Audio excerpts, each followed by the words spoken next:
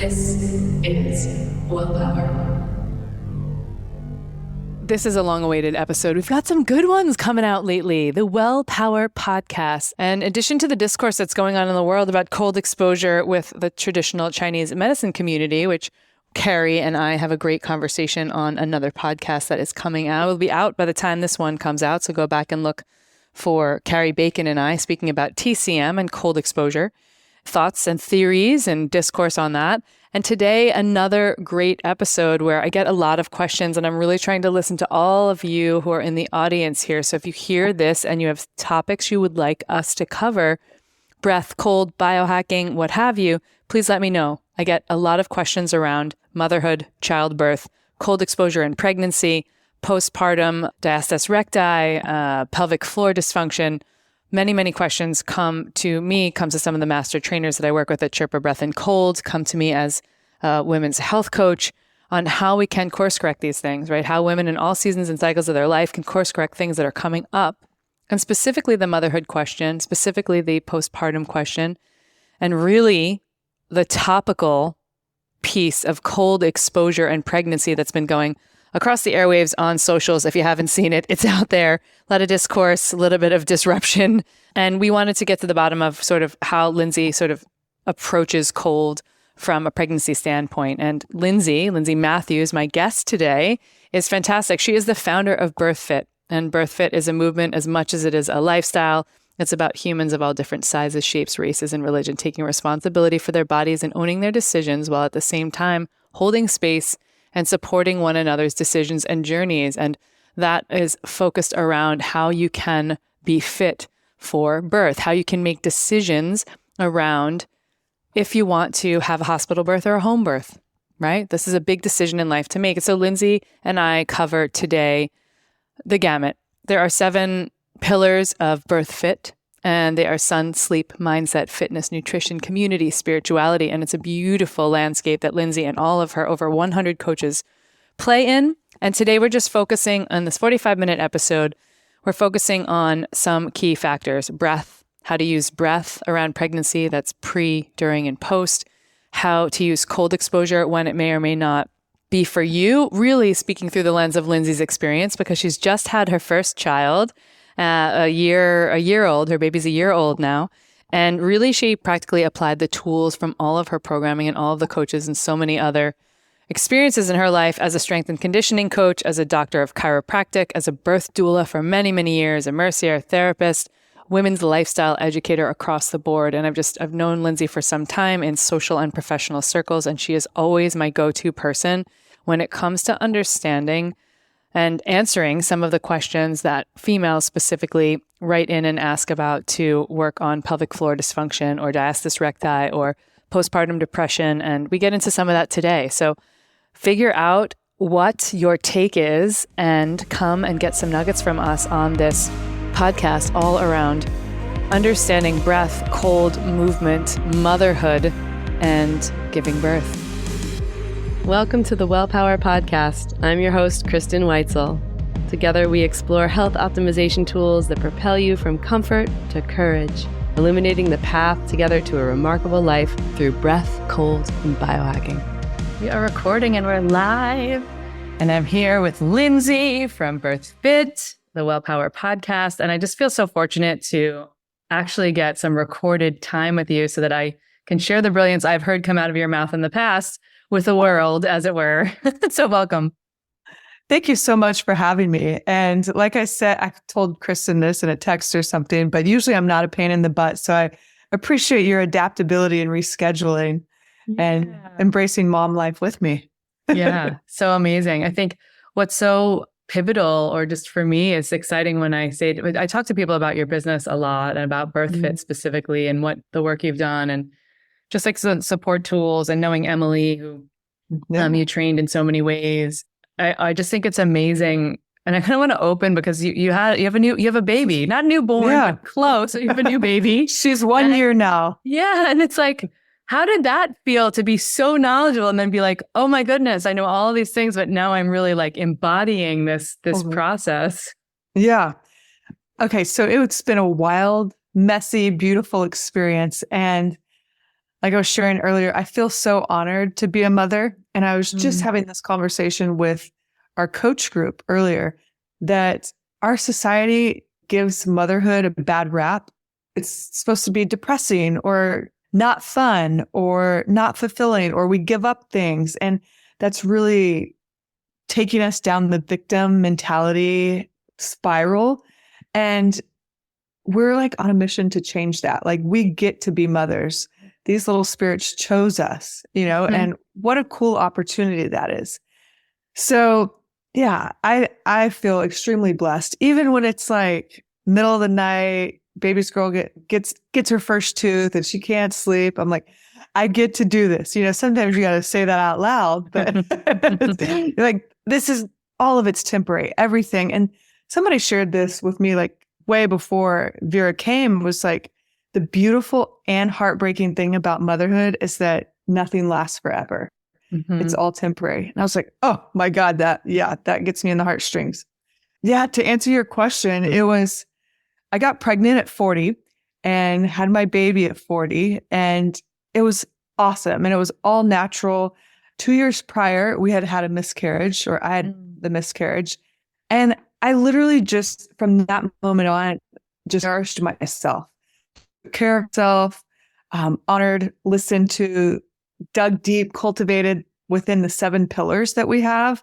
And for those listening, it's sun, like sunshine, sleep, mindset, fitness, community, spirituality, and I'm missing one. There's the 7 pillars of BirthFit. Yeah. Okay, let me just write them down so I know. Mindfulness. Let's start again. Sorry. There's the sun, so sunshine, circadian rhythm. There's sleep, which is uber important. There is mindset practices, fitness, and then there is mindset, fitness, nutrition, community, and spirituality. That is 7. I can't count. So I was, just focusing on optimizing my health, my biology through those simple things. And lo and behold, the week after I turned 40, took a pregnancy test because I missed my period. And I was like, oh, there we go. I knew it deep down. I was like, oh, hey. My whole pregnancy, I made the choice to just go deep within myself, set up some boundaries, block out negative talk, negative energy, and really just focus on, I want to say, like the mindset piece of it. Because as you know, I've studied for a decade. I've been a part of women's health for over a decade.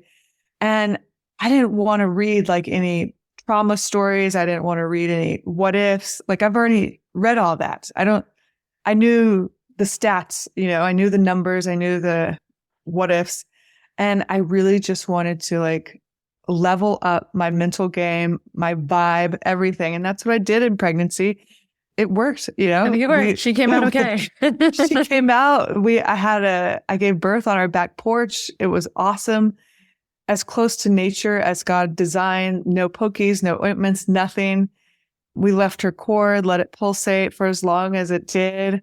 And we just really bathed in the natural experience that it could be. And I'm so grateful for that experience. And I want to unpack a couple of number one, I want to honor the fact that you've been through what you went through, because I have friends who have miscarried and have worked so hard to get pregnant and finally in the long run ended up with IVF and all the things. And it is it's a loss. It's a major loss in the family either way. So I think that there's an opportunity to, people are taking the opportunity to grieve through that process and just how it may change you as a human. And I also think in some ways, perhaps how it gives you some guidance or ability to give people guidance who are, again, you're coaching and you're working with and in these realms around, whether it be fertility or inception or, pregnancy. And so I just want to honor that because it's, thank you. Yeah, it feels like a deep spiritual thing.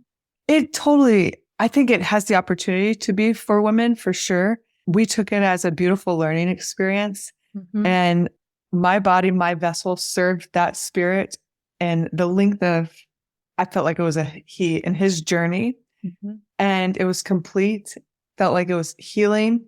And also, you've got to honor that loss in some way. And so, we did on our terms and then I'm going to say recovered, rebuilt, replenished, rejuvenated. Yeah. Yeah, for sure. And then the other thing to unpack is I think there's some women. I work with so many female clients and then many, many all types of human bodies, husbands and people who are creating new order in the way a family works. It's 4 parents and, 3 men and 1 woman and whatever the mix is. And it's so incredible to see that. And I think there are many, many people still who ask me the questions about, giving birth at home and complications or in a tub or outside of the water or like where you do it and how part of the work that you're doing in the world, I think, is to normalize these things as well, to get some understanding of what happens in a medical facility. But what do you say to the women, or what would you say to women who I imagine come to you a lot, but even just if you hear people overhear people speaking about, hey, this pregnancy thing, and I would love to do a home birth, but I feel like that's really intense or scary or dangerous, or because I know that mentality still exists. Someone's like, I don't know what I don't know, and I don't want something to go wrong. This isn't a life I'm bringing in the world. So how do you sort of walk people through that, like whether it's via your experience or you said we just let the cord stay attached and pulsate as long as it pulsates, and I'm like, I get it. There's like still a connectivity of the fluid, and like tell me more about all that, like that. That piece of it. Oh my gosh, there's so many rabbit holes we could go down.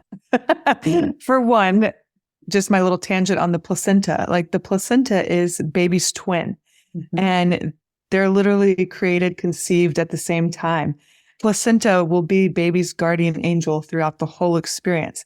The placenta and the cord basically are that conduit between mom and baby. And baby is a hitchhiker on mom's nervous system throughout the whole experience. And so whenever mom sees, tastes, feels, touches, whatever her vibe is, that's being communicated through that cord, through that umbilical cord and the placenta. And it's much more than just a filtration gas exchange organ. It's super cool. There's a book called The Placenta, The Forgotten Chakra. And if you want to go down that rabbit hole some more. But that's all I'll say about that, because we could talk about the placenta. For sure. But I love that. And the thing I just learned a couple years ago from someone who was teaching about physiology of breath, how there's almost like an instantaneous moment that as the baby is born, that the gas exchange completely can shift in the body so that it's now then going from a sort of a deoxygenated or using, all the placental and mother's stuff, right? To like being able to come out and take that first breath and then instantaneously be able to uptake oxygen. And that's just like, what a miracle. It's a dang miracle. And fascinating. So to piggyback on that, whenever I was talking to Tom with Morosco, he was sharing about the theory of how we evolved from amphibians, fish, and being born in water, which my daughter was. My husband's hands guided her into the water, and she didn't really need to breathe because she was still attached to the cord. And she just kind of floated there, and she looked up and you could see her big old eyes stare into your soul now. But it was like the most peaceful, beautiful thing. So I really cringe whenever the cord is cut early in the hospitals because you're taking away so much nutrient, oxygen rich blood from the baby. And that goes one way in the cord, to baby or not. Mom doesn't get it back or benefit from it. Yeah. So, and it feels like prana. It feels like, that there's like some life force there. That's like those moments. It's a vibe. Yeah. It's a vibe. Yeah. Yeah. It's full of vitality. It's powerful. Cool. So freaking cool. So check out that book if anybody wants to, The Placenta, The Forgotten Chakra. We just don't honor it in our society like some other cultures around the world. And many cultures will do things called a lotus birth or plant their placenta with a tree to honor the angel that it was, hang it from a tree, or, all these really cool traditional, I would say, traditions from traditional tribes across the world. Just kind of dig in there. But when my sister had her first child, I called her and was like, are you going to keep the placenta? What are you doing with the placenta? And she was like, I don't know. And I was like, can I have it? Can we dry it and powder it? Can I have it if you're not going to use it? And she was I also asked to be in the, it's no slight on my sister. It was her first baby. Her husband was adopted. So it's like, it was a very big ritual. They wanted it to be just shared between the two of them. Yeah. Totally get it. And I was like, can I be in the room? Can I eat the placenta? And I was like the overbearing sister, I think, you know? They're like, lady, chill out. No. Yeah, they were like, okay. Well, one tip I had, if you're giving birth in the hospital, is to ask or put it in writing to take your placenta home, take the umbilical cord, take your placenta, because it is known that they will sell that on the black market, or somebody will. That thing is worth like $20,000. So take that. They will sell it like for stem cells and stuff, things like that. Yeah. Mm-hmm. Wow. So yeah, make sure you're getting your parts back no matter what you do with them. Yes. So to answer your question before about, if somebody's scared or hesitant about having a birth outside of the hospital system, I usually first just kind of drop some knowledge. We're almost dead last, not quite dead last like maternal, but almost dead last for infant mortality rate. And over 98% of births happen in the hospital. So those numbers aren't happening outside of the hospital. 98% of the births happen in the hospital.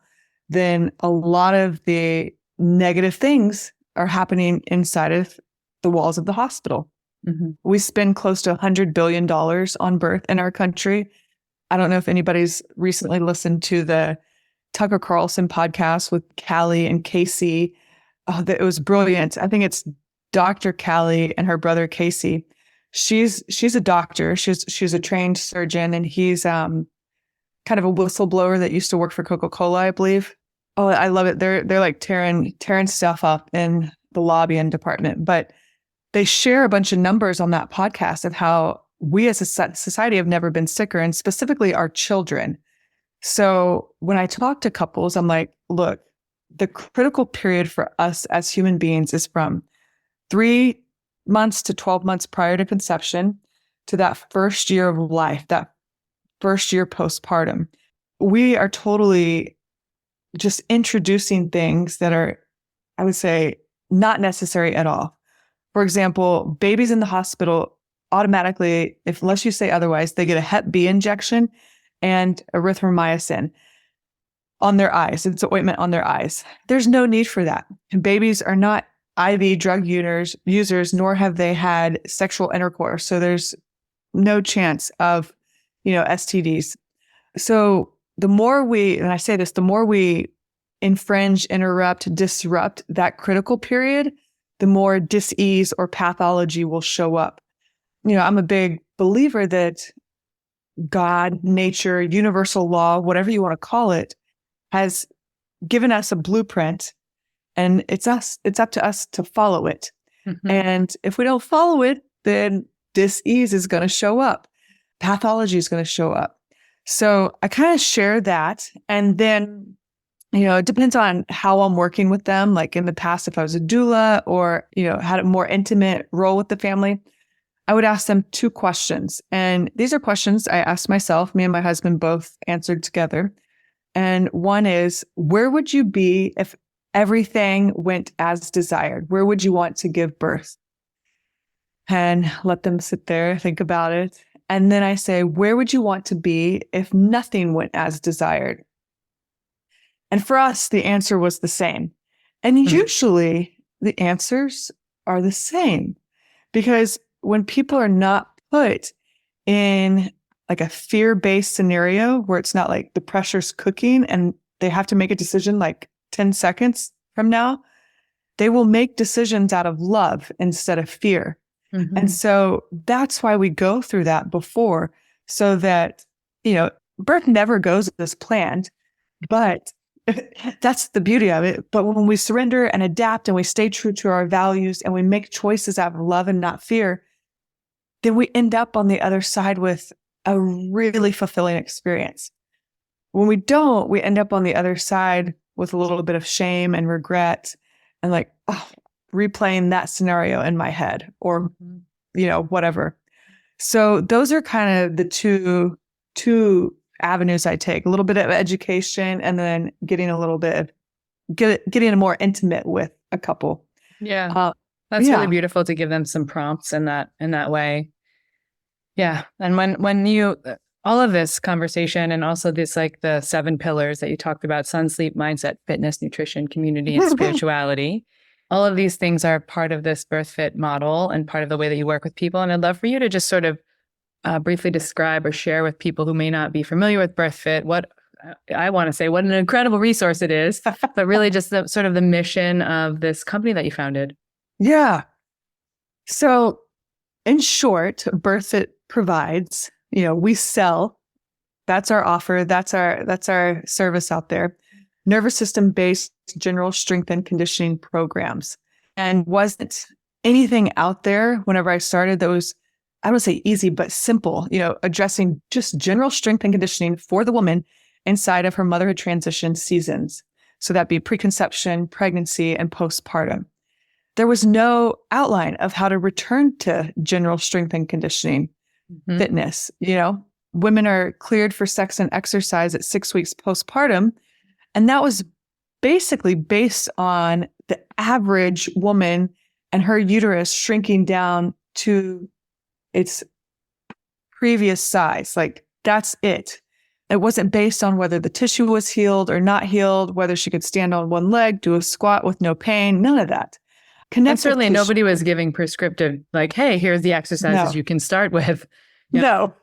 And if you think about it, for some of the professionals, like if a woman has a C-section, that C-section scar at 6 weeks is still pretty thick, like still needs some fascial work, abdominal massage. Like, we don't need to be doing snatches and burpees at that time. So it was like general strength and conditioning and rehab. And when I started, I was a doula, I was a coach at a CrossFit gym, strength and conditioning gym, and a chiropractor. And it was basically the intersection of all those worlds for me. And I was working at 2 different birth centers, one on the east side of LA, one on the west side. One was run by a nurse midwife, one was run by a professional midwife. So it was a little bit more medical and a little bit more hippy dippy, if you will. Mm-hmm. But even midwives, at the time had their, I want to say, misconceptions about training during pregnancy. And this is like back in 2013. The excuse some midwives would give women would be like, you were too fit. That's why the baby didn't descend. And it's like, when you say that out loud, does that actually make sense? That's a cop-out answer. And that's what got me thinking, it's more than fitness. When we train for birth, and I put it in quotations, train for birth, it's literally like an Olympian training for 4 years for the 100-meter sprint. They don't just train physical. They eat, sleep, breathe this. Some of them have a mindset coach. I guarantee Sydney McLaughlin had a mindset coach, had a nutrition coach, had hurdles coach, had a sprint coach, had all kinds of, resources in her back corner. So we train mind, body, and soul for birth and for that motherhood transition. And over the years of working with women, I realized, because, as work evolves, you've probably gone through this too. Like, as you personally develop and evolve, your work evolves. And what I realized was I was never taught just simple practices to cultivate, enhance my own biology, my own reproductive biology. Grew up very standard American diet, school lunches, inhalers, steroids, things like that, Western medicine, you name it. And there was no wise woman in my family passing down knowledge or wisdom for me to honor my womb, honor my yoni, honor my cycle, to transition into being a woman, being a mother. And that's like the goal here at BirthFit, is to give women simple practices to honor their reproductive biology, to optimize their biology. And we started with movement. We started with fitness, because where else that's like the biggest, like you gain the most trust, the biggest shift happens when you're moving. And that basically imprints on your nervous system. Like if we go through big experience, whether it be positive or negative, we got to move to like complete the experience. That completes the nervous system cycle. So when we show up every day for ourselves in the gym or in the garage gym or the studio or backyard or wherever. So we start with movement, and that's how we kind of like, I don't want to say it's you sneak the gateway in. drug for us. It's the gateway drug for you.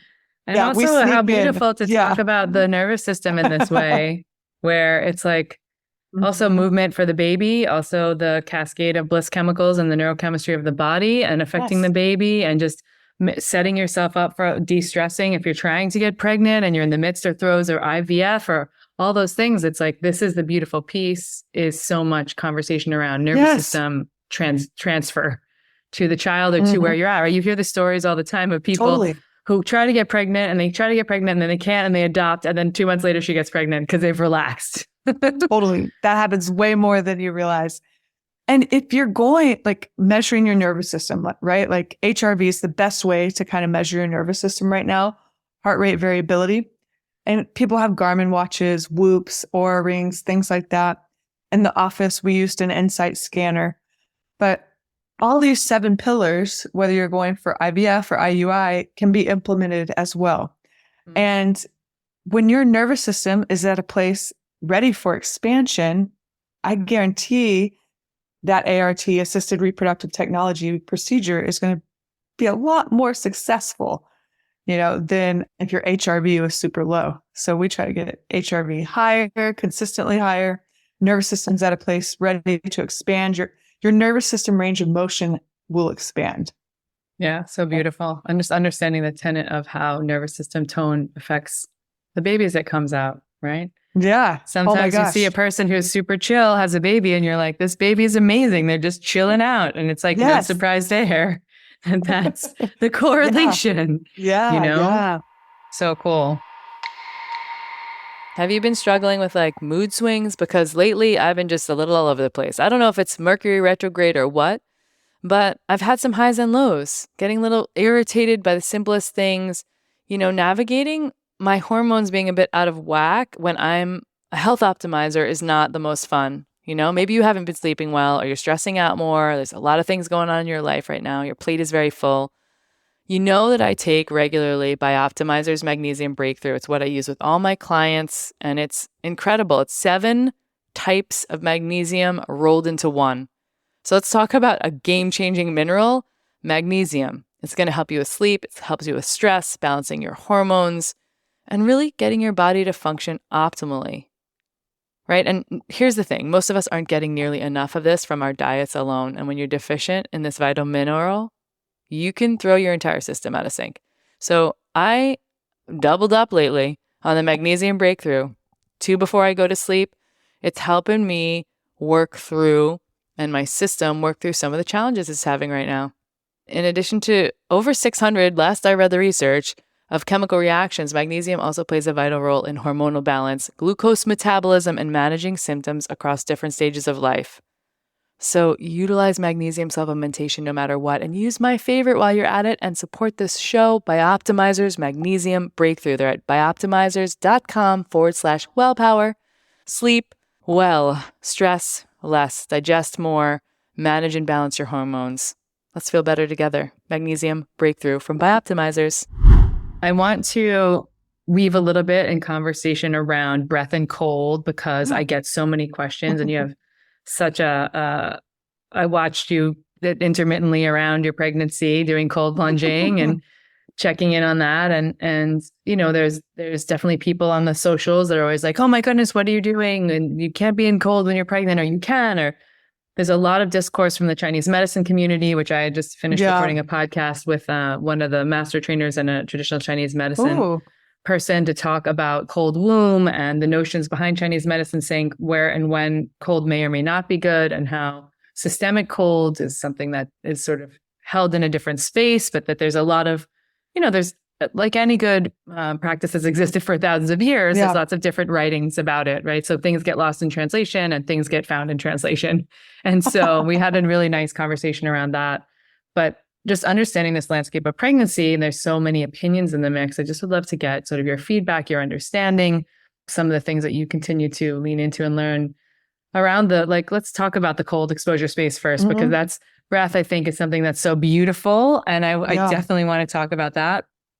But let's talk about cold, because I know there'll be the hot topic of people saying, I want to hear what Lindsay has to say. I usually share my experience, like my personal experience. And before that, if I was working with clients, I would say, remember, like in our mindset piece, we embrace radical responsibility. And that starts long before birth, as Dr. Tom shared. The case studies are so relevant.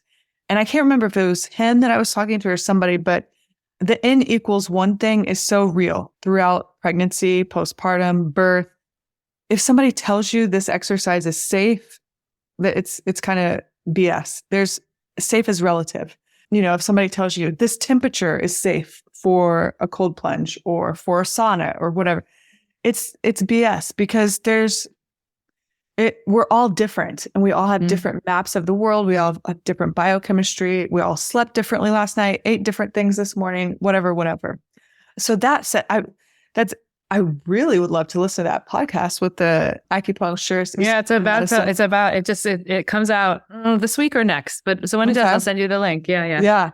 Carrie's great, and she's practical, because she's not no spoiler alert, but we talk about both sides of the aisle, right? That's because cool. This is a coming together versus another thing that you probably see, which is like a bunch of, I hate to say it tends to be women, because we're talking about cold and wombs. So, but a lot of women in the community that are sort of in discourse, but not in a sweet, loving way. Right. I want us to have these conversations in sweet, loving ways that include and take into consideration our bio-individuality.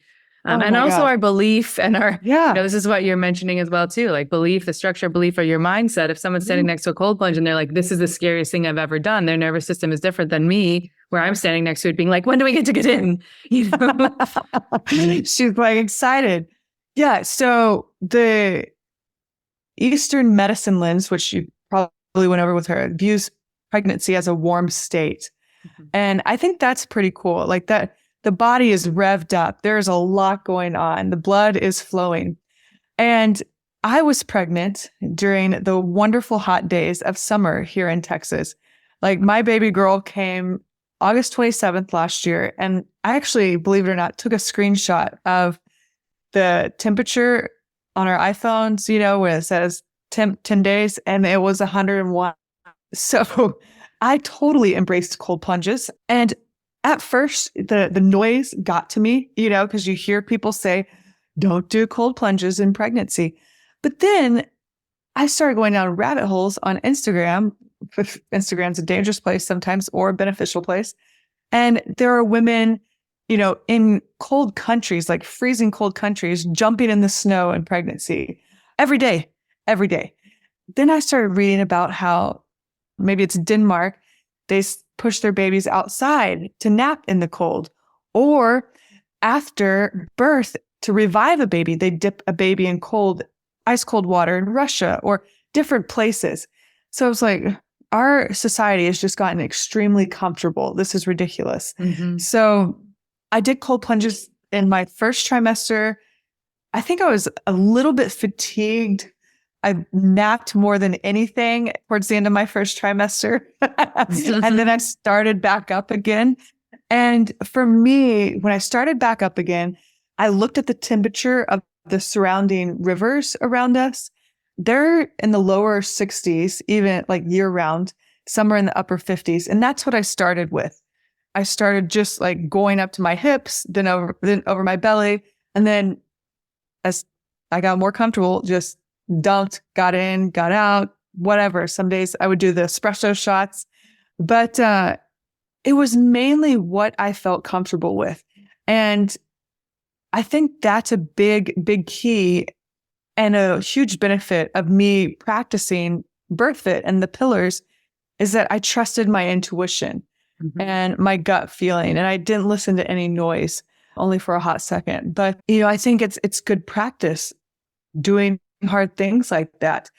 And the biggest thing I hear about the cold is that you don't want to make your womb any colder. That if your adrenals are already shot, you don't want to jeopardize your thyroid health anymore. But getting cold, embracing the difficulty of a cold plunge, yes, it's mental for sure, but it's also going to be one of the most metabolically supportive things you can do. And I definitely did that preconception.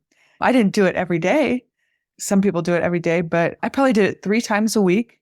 And as somebody that was, late 30s, they would consider geriatric, 40. I could have very easily been on thyroid medication due to a sluggish metabolism or whatever, but I didn't really listen to that noise. I did the natural things like cold plunge, and let's say TSH is one of the things they look at. It was great. It was fine. Like there was no need for Western medicine support. And I think that's the biggest thing I hear is around preconception and women and like having a loving conversation. I think they get upset because maybe they missed out on that opportunity. And they're like, wait, I'm mad at myself because I listened to the negative remarks or something. I see that a lot. Or, they didn't have the experience they wanted and they're almost taking it out on somebody else, which is unfortunate. But with pregnancy, I would do cold plunge at least once or twice a week. And it's interesting. So I ended up having my baby girl at 36 weeks, which would be considered early. My water started leaking at 36 weeks. For those that don't know, women go into labor within 2 to 4 days. Like 85% of women will have their baby within 4 days of their water leaking. It's no need to freak out. Just don't have any vaginal exams because then your risk of infection goes up. And one of the things that it's not too much research out there, but I was trying to look for research for preterm labor. And one of it was heat, getting too hot. And I was like, I really didn't ever feel hot in Texas because I think I used the cold plunge to support my body, my thermal regulation, my overall body temperature. After pregnancy, I'll share my spit on my thing on this is that I waited about 3 months because we were going into the colder months, and in Eastern medicine, she probably discussed this, like postpartum is considered a cold state. And so I listened to that a little bit. I tried to keep my womb and everything as warm as possible through nourishing foods and wraps and things like that. And then I started getting in cold plunge little by little. After talking with Dr. Tom, and this is kind of brilliant, I think we both, as we started talking out loud, like, why not use cold plunge if somebody starts to develop a little postpartum depression or anxiety? Yeah, for sure. Before going on SSRIs. Because that's like free medicine. Because we know that the neurochemistry shifts. Yes. We know that can help. And I want to say to everyone who's listening too, when we're talking about these things, like it's beautiful that you were like, what's the river temperature? Let me match the water. We see so often, I hate to call this like bro culture, but where it's like bro culture, athlete culture being like, it was 32 degrees. It was almost a frozen block of ice. And I was there for 20 minutes. And I was like, I couldn't even feel my penis, like whatever. Yeah. And it's really like, okay, that's cool in some context. And also in this one, it's like when I spoke to Dr. Stacy Sims and she's like, hey, I put women at 55 and you want to like yell and hoot and holler about 38 or 40 or whatever. Sure, you can do all ranges, but like there's always a place you can start that's a little bit warmer and nobody's saying you have to stay in for too many minutes. It's relative. It's totally relative. And so I just want to like highlight that to people that there's so many different ways that you can start that don't have to be this all in competition style. Yeah. Yeah. We mentioned like postpartum anxiety and depression, but it's such a brilliant tool that, like Western medicine's not going to make any money off of. So why would they promote it? Yeah. But I do think there's so much benefit in the cold therapy that we haven't even tapped into. And we were talking also about like how I shared, reviving a baby, dipping baby in cold. Gosh, I forgot the researcher or the president or somebody who shared, but think about it. Like if we sleep and we want to go have the best night's sleep ever, we set up a cool, dark room, so we can like snuggle all up. That makes the most sense, to like have a little baby being all bundled up to have the best nap ever.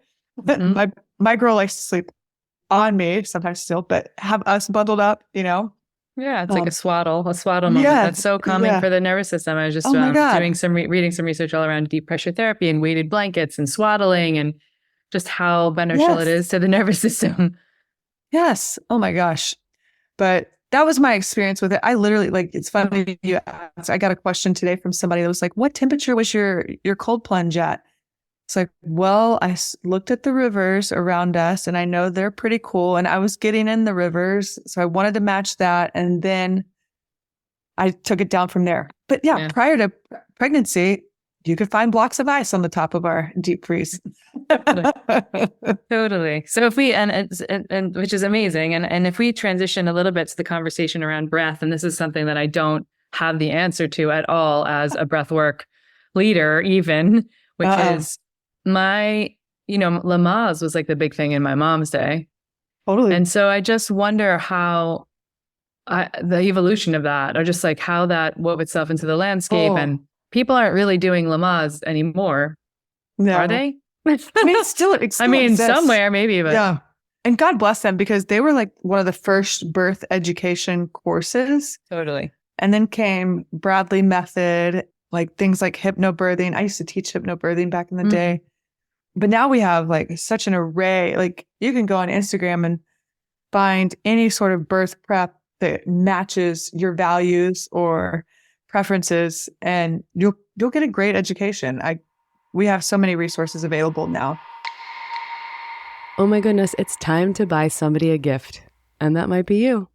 I wanted to let you know that I have a shop page finally set up on my website so that when you submit queries and DMs and ask questions about the latest intravaginal red light device or what type of supplements you should be taking at night, that there is a beautiful list of all of my favorites within that shop. And going to that shop and clicking on one of my programs like Warrior Woman Mode Online or any of the other fantastic partners or products that I shout from the rooftops that I love supports this podcast. There is no brand or partner on that page that isn't something I utilize in my life with clients or just have a huge affinity for. So please check it out. Just go to wellpowered.life/shop. Check out all the fun things there. Buy yourself a gift. Spend a little money on yourself. You're worth it. It's all about the self-care. And the holidays might be coming up, so get on top of that too. One of the things with breath, so at BirthFit, we teach 2 simple breaths, and this is mainly having to do with fitness. We teach the regular human diaphragm breath, how we were designed as humans to breathe. And we do have to review this because we have to reteach this and reset this in pregnancy and postpartum more so than anything. And for those of y'all listening, this, how we teach it is like, okay, we got the diaphragm, we got the pelvic floor, and then our cylinder. This is the core. And our diaphragm and pelvic floor always work together. Like neither one works in isolation. And so when we inhale, everything naturally lowers and expands. We expand 360 degrees. Our rib cage moves out laterally. And then when we exhale, everything naturally returns back to neutral. And that's a regular old human breath. And if you watch babies, they're starting to do this as they lay on their backs and they're starting to like grab their feet for happy baby. They're starting to use the ground underneath them to stabilize. And this is their first lesson in managing their own internal pressure system. The other thing I'll say here with the regular diaphragm breath is to signal to your nervous system that you are safe so it doesn't like create chaos in your body. It's got to go in through your nose. In through your nose, and it can be out through your nose or your mouth. But super simple. So that's what we teach. Okay, in through your nose. Expand. Okay. And if we've been revved up or upregulated and we want to downregulate, then let's lengthen that exhale. Let's maybe add a noise to it. So if we breathe in and out, kind of looks like labor, feels like labor, early labor. Later labor when the F-bombs come out is a whole different story. And those are like, that's a simple human breath that can be used and morphed into so many ways. If you're doing Wim Hof or anything like the fire breath in yoga where it's like, yeah, it's a branch of that. You've got to still be able to do the regular diaphragm breath as a human, what you as an infant learned how to do. So all of our movements, all of our BirthFit basics movements, everything, we go back to developmental kinesiology. The other breath we teach is the stability breath or task-specific intra-abdominal pressure. And this is so we can transfer power, absorb load, move heavy objects. And it starts the same way that the regular old human breath starts, where we inhale, everything lowers and expands. But on the exhale, our pelvic floor and the surrounding muscles are active in the eccentric pelvic resistance that was created on that task-specific intra-abdominal pressure that we created. So those are the two things we teach. But it's simple, not easy, right? So like during pregnancy, our rib cage expands, our lumbar spine curve gets a little more exaggerated, and our diaphragm loses range of motion. So our breath begins to shorten. And I'm like doing it as you're saying it. Yeah. I'm like, that's just one thing we got to address on the like musculoskeletal side on postpartum is restacking that rib cage on top of the pelvis so that the diaphragm and pelvic floor can be lined up. Imagine a lot of changes are happening in the pelvic floor, right? So this is this is when women will come to me after and talk about diastasis recti or working with other programs where they're really rebuilding their pelvic floor and they're getting reconnected to the musculature. Yes. Yeah. So fun fact, it is said that women's pelvic floors can expand up to 25% or up to 250% of what their pelvic floor was. So the female body is freaking brilliant and a masterpiece. It's crazy to think about that. But the best start to rehabbing postpartum is with breath because it's super gentle. And more times than not, women are prescribed Kegels. And that's like the last thing you want to do, because if you think about that, you're shortening the pelvic floor. And what happens in a shortened state is usually like trauma. We hold trauma, we clench, we kind of like, we're not in that expansion mode. First thing we want to do in pregnancy is relax the pelvic floor. Same thing postpartum. Okay, maybe some gentle Kegels just to say, hey, pelvic floor, you doing good?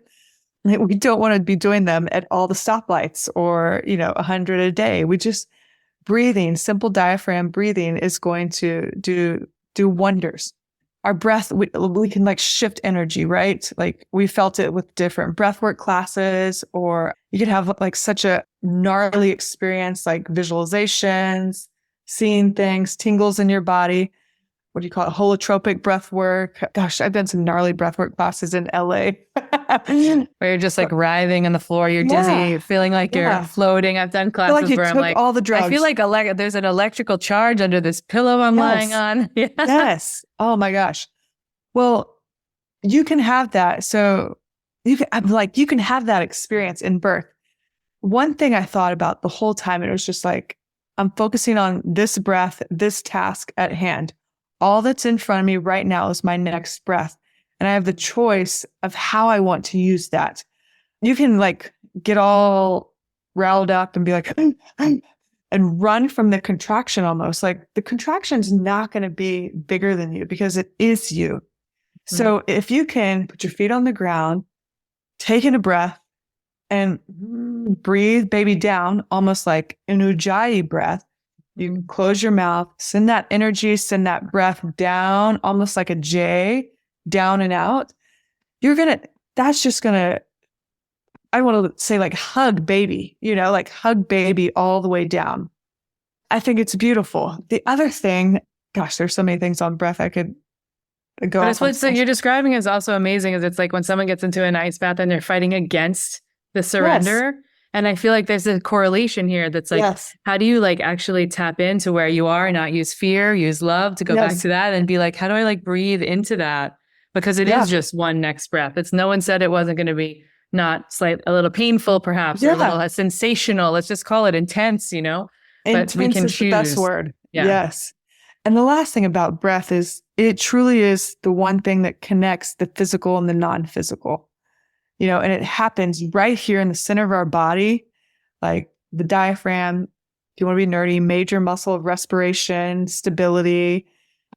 But it's also, that's where the solar plexus is, like our third chakra. It's where like the out there chakras meet the more grounded chakras and our identity, So if we can kind of resonate in that space, and it's a big transition zone for us as chiropractors and body workers. It's the thoracolumbar space, like where the thoracics kind of go into the lumbar. The curve changes. It's a big transition change zone. So there's a lot going on there. Big transfer of power. There's a great book, Eastern Body, Western Mind, that kind of breaks up the chakras. And is Eastern Body, Western Mind the one where it breaks up the chakras and aligns them to some of the other like more medical things? Yeah, I think so. Because I feel like I read a couple of sections of it and they're like, hey, here's the chakra lineup. And here's also some like, when we take this research study and these meridian points and we put them all together, you can see that there's correlation here, even though it's like no one's really done that before, but they're taking the different factions and putting them together. Yeah. Yeah. It's a big read, I think, right? It's a relatively big book. Thick. I was going to say that. Pick out a chakra, pick out a chapter, do it one at a time. Yeah. But, so amazing. Yeah. Whenever I teach our coaches, you can go down rabbit holes with breath, but I want you to leave and be able to teach your client when they come postpartum rehab, you're teaching them diaphragm breath and stability breath. Then they can go and do any breathwork class they want. They can do the vacuum breath, the ujjayi breath, the fire breath, kundalini breath, whatever, because it's all relevant and it's all useful. But we just have to know basics. And that's what we do at BirthFit. Yeah. And you want them to be able to go back to those safe spaces where they know that they're using one for, moving load and one for really like this everyday breathing piece. Oh, so much. We could talk for hours. There are a lot of resources that you have, not just paid resources, which absolutely, if there's anyone out in the world looking to be able to get themselves fit for birth and all of the components that go along with that, that's pre and also post, definitely looking up BirthFit. But I would love for you to just share where people can find you, connect, and also some of the resources that I know I'll be sharing with the mentee group in the breath and cold space. Cool. And Emily will be talking about when she comes in. So that people who are listening can start to get to know you and some of these tools. Yeah. So awesome. Thanks for having me. Thanks for sharing the BirthFit love. And we have a ton of stuff on YouTube, like all the BirthFit basics movements, the 15 movements and poses that are based on developmental kinesiology, and that our programs are based, like we do the BirthFit basics like it's nobody's business. Those are all free on YouTube. So I always tell people, if you don't want to train with us, you don't want to do anything with us, go do those for free. Like you need a solid foundation. Mm-hmm. All of our podcast recordings are live, or the live ones are on YouTube. We have podcasts that's been in existence, got way too long. And right now I'm just doing one episode a month because that's all I can do. Like we were talking about, Dr. Tom's on there, but we also have awesome resources like Diane Lee, who talks all about DRA. And she's a brilliant Canadian physiotherapist that studied DRA for 40 years, way smarter than me. Tell us all what DRA stands for. Separation that majority of women get full-term pregnancy. Mm. And it might surprise you what she shares. And that whole landscape about DRA is going to change, I think, in the next, hopefully 2 years, but 5 years for sure. Depth matters more than width, and functionality matters more. So give that a listen. She's a wizard.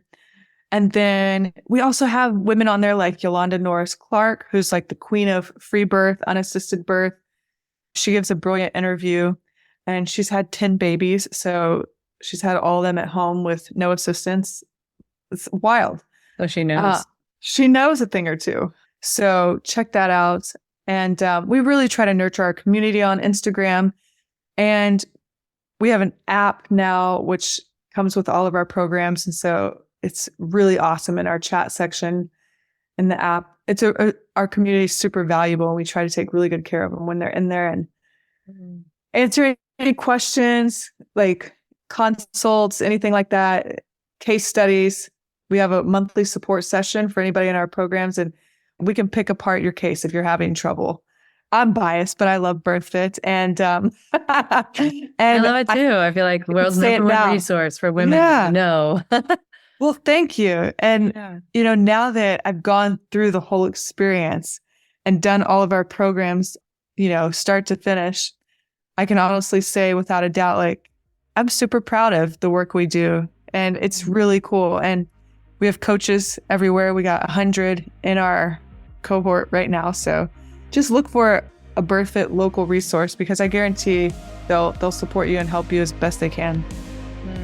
Yeah. So wonderful. All right. Well, everyone's going to be looking you up. Thanks so much for spending this time sharing your knowledge with me in the audience and taking time away from the baby just momentarily, just for a little hour. Yeah, we'll talk soon and share more soon. Awesome. Thank you for the work you do. Yes, thank you for joining us here on Well Power. You can submit questions, learn more, shop incredible brands, and connect with me at wellpower.life, or follow me on social at biohacking.breath.cold. From comfort to courage, friends, we're doing it. Any foul language you hear is not approved by my mother.